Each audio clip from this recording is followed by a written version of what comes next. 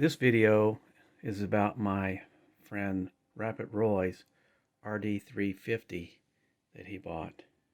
He's going to tell the story in his words and provide the pictures along with it.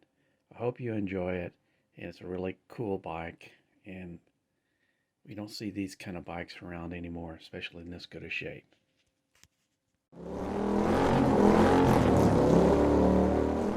Meerkat.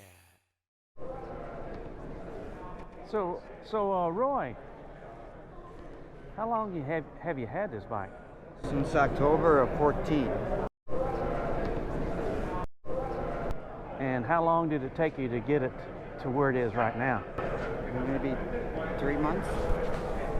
Oh wait, it took until the show in 15 when I brought it here. So it was done right before that. So until March of 15. Okay.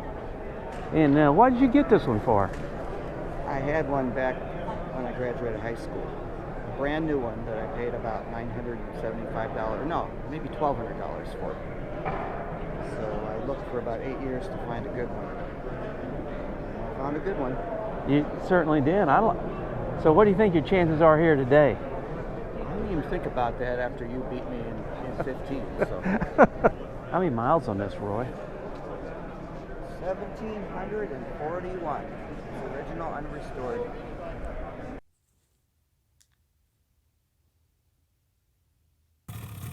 This is my 1975 Yamaha RD350B. I had one identical to this the year I graduated from high school, which I bought new and only paid about $1,250 for. I kept it for a few years. I really enjoyed it, and it was my first fast street bike. But for me, nothing takes me back to the 70s like the sound and smell of a two-stroke. So it was a logical choice when I wanted to add to my small collection. So I spent about 8 years looking for a good one, and I found this one on eBay. The bike looked really nice in photos. I was actually surprised I won the bid and felt that it was worth more than the $4,550 I paid for it. It certainly is worth more than that today.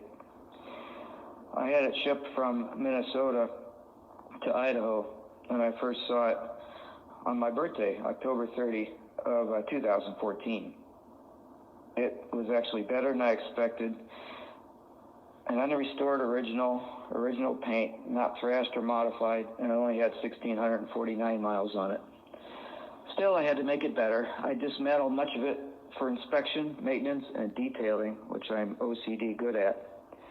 Many parts were replaced. For some reason, the switchgear housings were in bad shape, so I cleaned them up and painted them.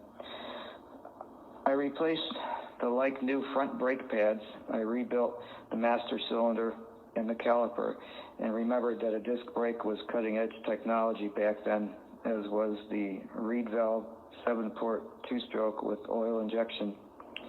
I located new old stock ignition points, 2 of them, and installed those. Now, the RD has no exposed flywheel, so it requires positioning the piston a critical distance from top dead center that equates to degrees before top dead center of the crankshaft. I actually still had a micrometer-like device that I used back in the 70s with my first RD350. Used that along with a aircraft magneto timing synchronizer, and the whole procedure was familiar and kind of fun. The rear brake shoes and hub measured nearly new, so I only cleaned those up. The carburetors had been cleaned, sort of, but I did it again and replaced float needles and a few other parts and seals.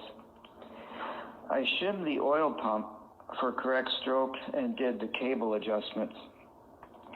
All the cables were replaced with OEM new parts, along with levers, main foot peg, kickstart, and shift lever rubbers. Tires and tubes were replaced. Battery box had some corrosion, and so did the center stand, so I had those powder coated.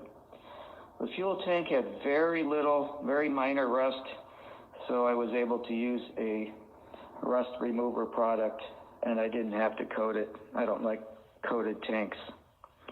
bike actually had an original Yamaha air filter in it, and they've been unobtainable for many years. I was surprised to see that. The elevation change from Minnesota to Idaho may have required a jetting change, but I installed a K&N filter, and I think that pretty much took care of it. It runs really well. Basically, the RD is unrestored, and it's so good I didn't want to do any further restoration. For some reason, unrestored bikes are considered more valuable by many collectors today.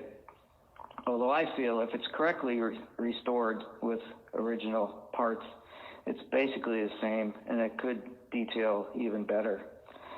I really like vintage bikes that look just like they did on the showroom floor, which is probably the reason why I tend to hide them and I don't ride them. While Roy did not earn any Best of Show or trophies this year, I think we can all appreciate what a fine job Roy's done with all these bikes. And thank you for taking the time to explain it, Roy. Join me and my friends at Flat Cap Cafe Racer for riding and racing. Please subscribe.